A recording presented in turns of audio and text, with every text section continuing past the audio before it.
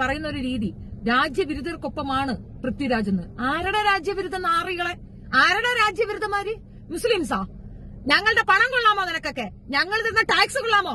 ഞങ്ങൾ ഇവിടുത്തെ സിറ്റിസൺസ് ആണെന്നുള്ള ബോർഡ് നിനക്കൊക്കെ ഉണ്ടോ? ആരുടെ രാജ്യവിരുദ്ധമാര്? ഈ ചിന്ത കൊണ്ടു നടക്കുന്ന നീയൊക്കെയാണ് രാജ്യവിരുദ്ധമാര്.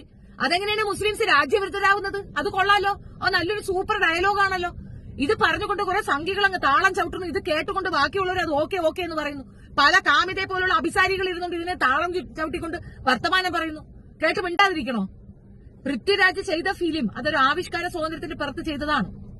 അതിൽ അഭിനയിക്കാതിരിക്കാനുള്ള, അല്ലെങ്കിൽ എന്നെ അതിനകത്ത് വിഡ്രോ ചെയ്യണം, ഈ സിനിമ പബ്ലിഷ് ചെയ്യാൻ ഒക്കത്തില്ലെന്ന് പറഞ്ഞാൽ ആ നഷ്ടപരിഹാരം പൃഥ്വിരാജിന് കൊടുത്ത സിനിമ വിഡ്രോ ചെയ്തുകൊണ്ട് പോട്ടെ, ഒരു കുഴപ്പമില്ല. എത്ര രൂപ പൃഥ്വിരാജിന് കിട്ടുമോ ആ പൈസ സെറ്റിൽ ചെയ്യാൻ പറ. അവർ സെറ്റിൽ ചെയ്യട്ടെ. ഞങ്ങൾക്ക് പണം സിനിമ കാണണ്ട. പൃഥ്വിരാജിന് മുടക്കം വന്ന എമൗണ്ട് അയാൾക്ക് കിട്ടണം.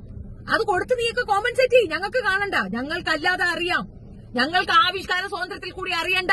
ഗുജറാത്തിൽ നടന്ന എന്തെന്ന് കാണാൻ ഇവിടെ ഒരു സ്ത്രീ ജീവിച്ചിരിപ്പുണ്ടടാ നാറികളെ. ഇവിടെ ഒരു സ്ത്രീ ജീവിച്ചിരിപ്പുണ്ടടാ. ബലാത്സംഗം ചെയ്ത് 5 മാസം വയറ്റിൽ കുഞ്ഞിനെ വെച്ചുകൊണ്ട് ബലാത്സംഗത്തിന് ഇരയായ ഒരു പെണ്ണ് ഞങ്ങൾക്ക് ജീവിച്ചിരിപ്പുണ്ടടാ. വിക്ടിമുണ്ടടാ.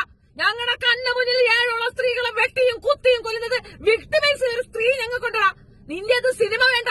ഗുജറാത്തിൽ നടന്നത് എന്താണെന്ന് അറിയാൻ വേണ്ടിയിട്ട്, ഗുജറാത്തിൽ എന്ത് സംഭവിച്ചു എന്നും അവിടുത്തെ ജനങ്ങൾ എങ്ങനെ മരണപ്പെട്ടു എന്നും കൃത്യമായ ധാരണ ഞങ്ങൾക്കുണ്ട്. അതിന് വ്യക്തിമായ ഒരുപാട് ആൾക്കാർ ഇവിടെ ജീവിച്ചിരിപ്പുണ്ടടാ നാറികളെ. ഒരു പെണ്ണ് 5 മാസം ഗർഭിണിയായിരുന്നു. ആ പെണ്ണിന്റെ വയറ്റിലുള്ള കുഞ്ഞൊന്നും ജീവിച്ചിരിപ്പുണ്ട്. വ്യക്തിമാണവര്, മരിച്ചു പോയിട്ടില്ല.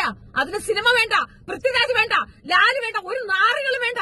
ഞങ്ങൾക്ക് എന്ത് സംഭവിക്കുമെന്നും ഞങ്ങൾക്ക് എന്താണ് സംഭവിക്കാൻ പോണെന്നും വ്യക്തമായിട്ട് അറിയാം. യുദ്ധനീതി പോലും ഇല്ലാതെ യുദ്ധമുഖത്തിൽ പോലും സ്ത്രീകളെ ആക്രമിക്കാൻ പാടില്ല എന്നുള്ള ആ നിയമം പോലും, ആ നീതി പോലും നിഷേധിക്കപ്പെട്ടുകൊണ്ട് ഞങ്ങളെ വേട്ടയാടി കൊന്നത് ഒരു കാലവും ഞങ്ങൾ മറക്കാൻ ഉദ്ദേശിക്കുന്നുമില്ല, മറക്കുകയുമില്ല.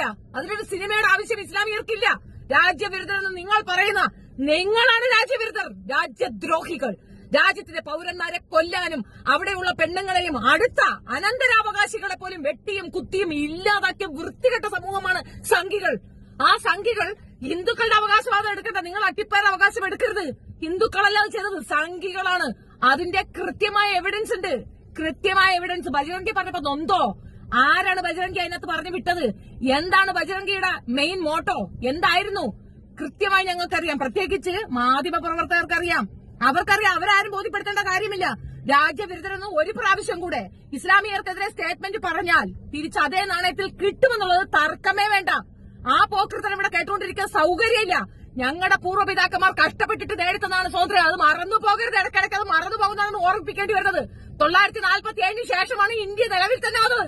അതിനു മുമ്പ് ഇത് ബ്രിട്ടീഷ് ഇന്ത്യയാണ്. അതും മറന്നു പോകണ്ട. ഇവിടെയുള്ള പകുതിയിലേറെ